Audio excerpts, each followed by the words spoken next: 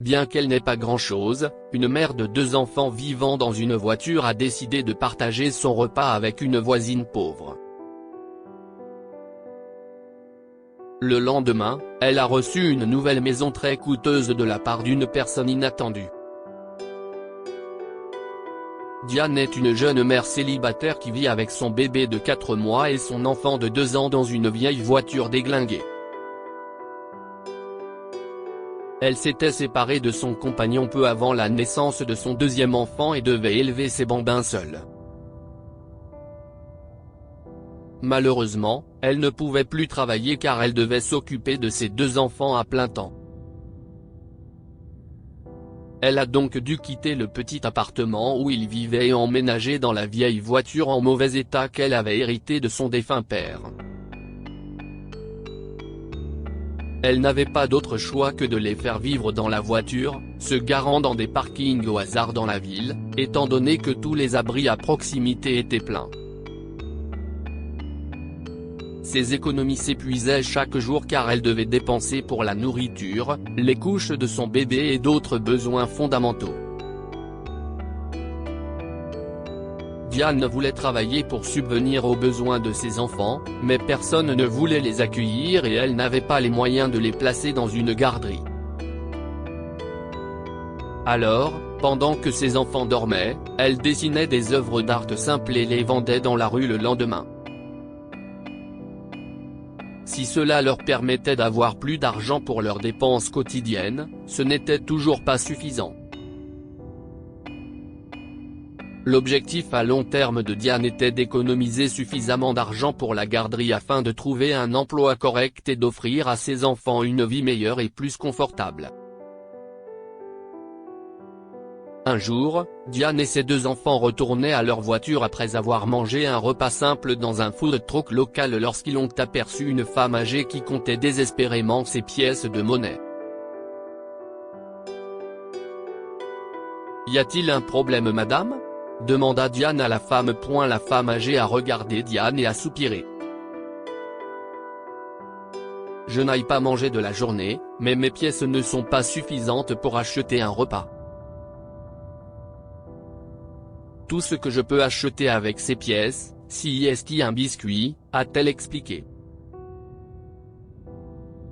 Diane a eu pitié de la femme âgée, qui avait l'air fragile. « Vous devez avoir faim. Vous pouvez dîner avec nous. Je vais partager mon repas avec vous, a-t-elle proposé sans hésiter. La femme âgée a été surprise par la gentillesse de Diane, d'autant plus qu'il était évident que Diane n'était pas très riche.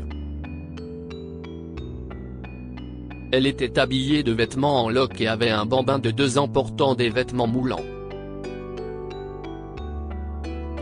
Quant à son petit dernier, celui-ci ne portait qu'une couche enroulée autour de sa taille.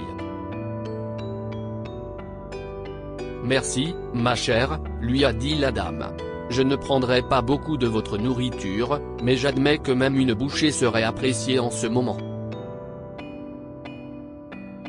Je ne sais pas si je pourrai rentrer à la maison sans avoir mangé quoi que ce soit », a-t-elle ajouté. Sur ce, Diane et la femme âgée se sont installées sur un banc voisin et ont partagé le repas de riz qu'elle a commandé. Pendant que la dame, qui s'est présentée sous le nom de Nena, a mangé sa moitié, Diane nourrit son enfant de 2 ans avant de se nourrir elle-même. Lorsqu'elle a terminé, elle a donné le sein à son bébé, qui dormait tranquillement dans le porte-bébé. « Vous habitez dans le coin ?» demanda la femme âgée à Diane après avoir fini de manger. Diane a haussé les épaules. « Je suppose qu'on peut dire ça. Mes fils et moi vivons dans notre voiture, » a-t-elle admis. « Pourquoi ?» a dit Nena, choquée. « Est-ce que vous vous occupez de vos enfants toute la journée ?» a-t-elle demandé. Diane a hoché la tête. « Mon compagnon m'a quitté peu après que j'ai donné naissance à notre 2e enfant. Je ne pouvais pas payer le loyer seul, alors nous avons été obligés de vivre dans la voiture. Aucun refuge n'est prêt à nous accueillir pour le moment.